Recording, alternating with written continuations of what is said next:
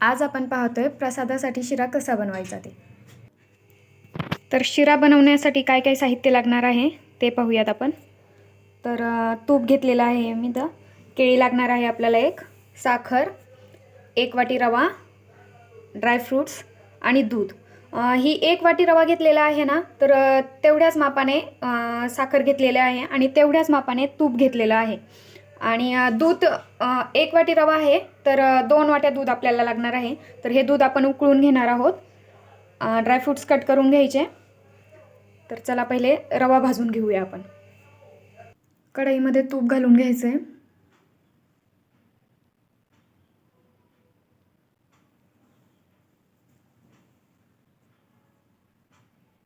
तूप गरम झालं की त्यात रवा टाकायचा आणि मध्यम गॅसवरती छान भाजून घ्यायचा रवा, गोल्डन कलर होईपर्यंत. कच्चा नाही राहिला पाहिजे आणि जळायलाही नाही पाहिजे.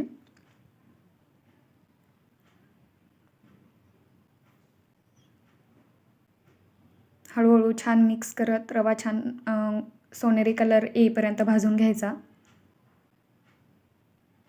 रवा छान तुपात भाजला की छान फुलतो मग.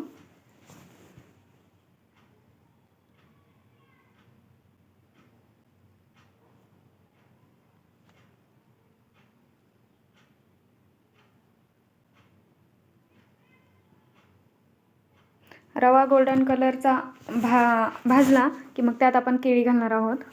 दूध गरम करायला ठेवलं एका साईडला. उकळी काढून घ्यायची आपल्याला याला. केळी कट करून घ्यायची. कट करताना छोटे छोटे बारीक बारीक तुकडे करायचे, मोठे ठेवायचे नाहीत.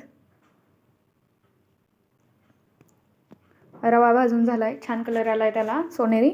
मग त्यात तुपात अजून थोडंसं तूप घालायचं आणि जे केळी आपण कट करून घेतली आहे ती त्यात परतवून घ्यायची.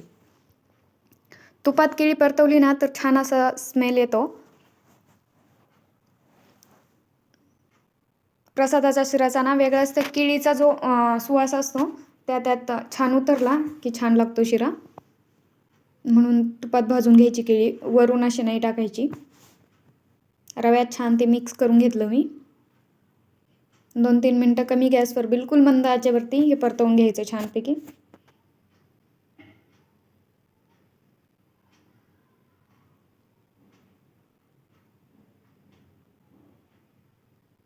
आणि आता उकळलेले दूध घालणार आहोत.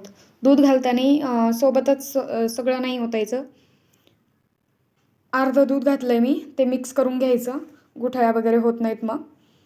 आणि मग नंतर उरलेलं दूध घालायचं.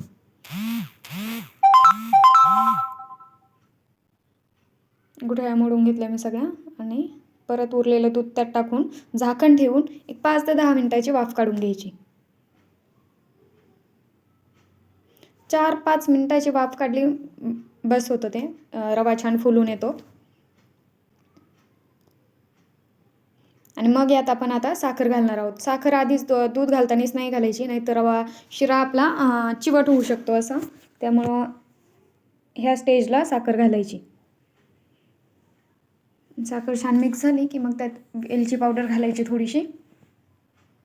ड्रायफ्रूट्स घालायचे कट केलेले. आणि छान असा प्रसादाचा शिरा आपला रेडी झाला आहे. कलरही सुरेख आला आहे आणि चवीलाही भन्नाट झाला आहे. रेसिपी आवडली असेल तर लाईक नक्की करा आणि चॅनलवर नवीन असेल तर सबस्क्राईब करा. थँक्यू. Bye bye.